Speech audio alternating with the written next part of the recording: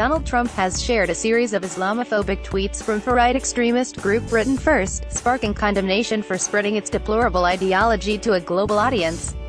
The first video, originally shared by Deputy Leader Jada Franson's account, claimed to show Muslim migrants beating up a Dutch boy on crutches.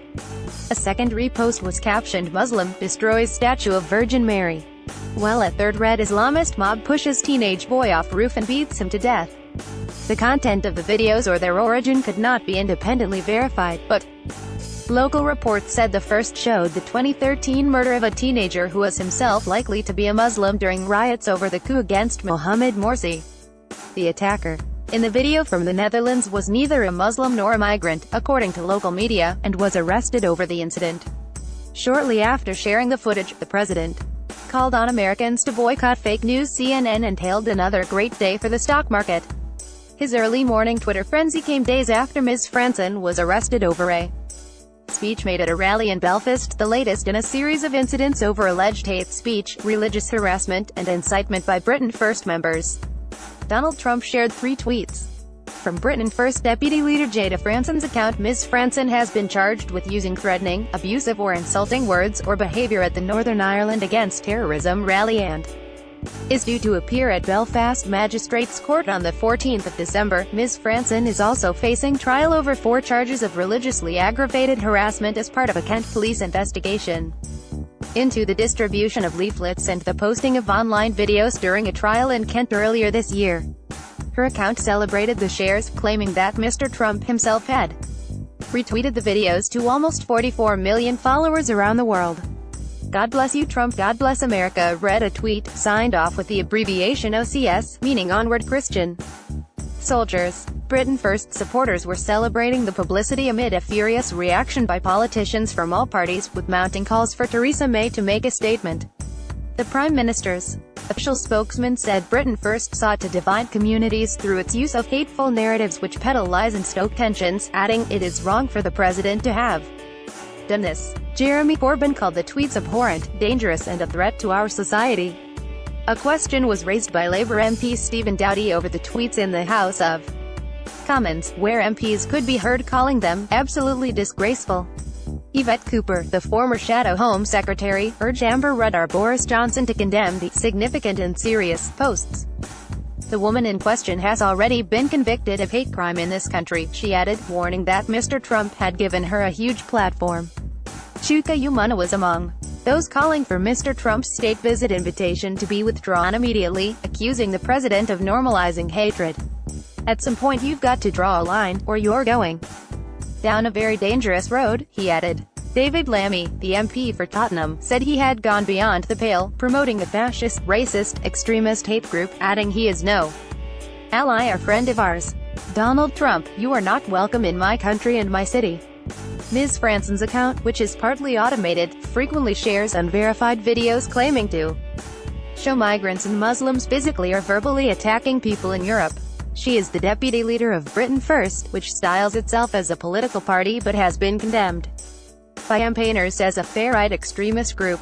It calls on supporters to join the British resistance and secure a future for British children and has become known for paramilitary-style invasions targeting mosques. The past year has seen the group's leaders travel to meet far-right groups in Poland and other countries, amid warnings that extremists are increasing international coordination to recruit vulnerable people online. Brendan Cox, the husband of murdered MP Joe Cox, said Mr. Trump had legitimized the far-right in his own country, now he's trying to do it in ours. "Spreading hatred has consequences and the president should be ashamed of himself," he added. Ms. Cox was murdered by a far-right extremist who repeatedly shouted, "Britain First," during his brutal attack, although it was unclear whether he was referring to the group, and he was also supported by the neo-Nazi terrorist group National Action. The Muslim Council of Britain said the shares were the clearest endorsement yet from the U.S. president of the far-right and their vile anti-Muslim propaganda. "We cannot give such bigotry a free pass," a spokesperson added. "We hope our Prime Minister and Home Secretary will distance the UK from Mr. Trump and his comments, and will reiterate the government's abhorrence to all forms of extremism." Meanwhile in the U.S., the Council on American-Islamic Relations said the president was clearly telling members of his base that they should hate Islam and Muslims, following repeated attempts at a controversial immigration ban targeting Muslim-majority countries. The group's executive director, Nihad Awad, said the posts amount to incitement to violence against American Muslims. Britain First stage a small counter demo at Eros. UN anti-racism, refugees welcome march and rally through central London to Trafalgar Square in 2016. Rex features Nick Ryan, of Hope Not Hate, told The Independent. It was pretty incredulous that the leader of the free world would stoop to sharing content from one of the most notorious far-right groups in the UK, which has had links to the past to loyalists. The British National Party, Unite Against Fascism's Joint Secretary, Wayman Bennett, said Mr. Trump must be condemned for the deplorable shares. It beggars belief that the most powerful person in the world is retweeting Ms. Franson's vile views, he added. Britain first rubbed shoulders with fascists in the large far-right demonstration in Warsaw, just weeks ago. They are a poisonous organization. A more unlikely critic was InfoWars conspiracy theorist Paul Joseph Watson, who said that retweeting Britain First is not great optics. Julia Ebner, a research fellow at think tank the Institute for Strategic Dialogue, said Mr. Trump's behavior had been taken to an entirely new level. If he was previously merely flirting with the extreme right, then he is now explicitly sharing a bed with them, she told The Independent. I'm not sure what would be worse, if he purposefully retweeted it, or if he was simply unaware what it was that he was sharing. In any case, this further raises question marks about both his ideological leanings and his sources of information. Ms. Ebner, who wrote a book called The Rage on the Vicious Cycle of Islamist and Far-Right Extremism, said transatlantic coordination between fringe groups was made more likely by Wednesday's retweets. She added, President Trump's retweet could act as an endorsement that allows Britain First to move further into the mainstream both in the UK and in the US. Reuse